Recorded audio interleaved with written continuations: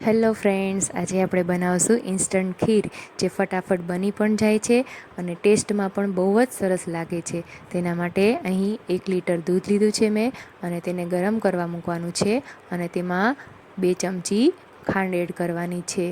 તમે વધારે ઓછું ગળ પણ એડ કરી શકો છો. બીજા એક બાઉલમાં 2 ચમચી જેટલો મેં કસ્ટર્ડ પાવડર લીધો છે, અને એમાં થોડુંક હુંફાળું ગરમ દૂધ છે એ એડ કરવાનું છે, 3 થી 4 ચમચી જેટલું, અને એક પેસ્ટ જેવું બનાવી નાખવાનું. હવે આપણે ગરમ દૂધમાં કાજુ બદામ અત્યારે જ એડ કરી દેવાના છે. તમારે જો કાચા ચોખા એડ કરવા હોય તો એ એડ કરવાના, અથવા તો રાંધેલા ભાત પણ એડ કરી શકો છો, અને એને એક ઉભરો આવે ત્યાં સુધી ઉકાળવાની છે.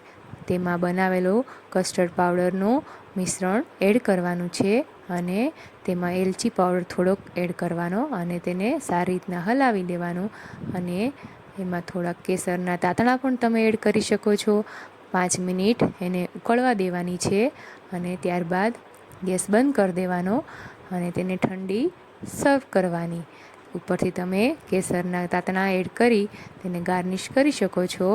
તો તૈયાર છે આપણી એકદમ મસ્ત અને ટેસ્ટી એવી ખીર.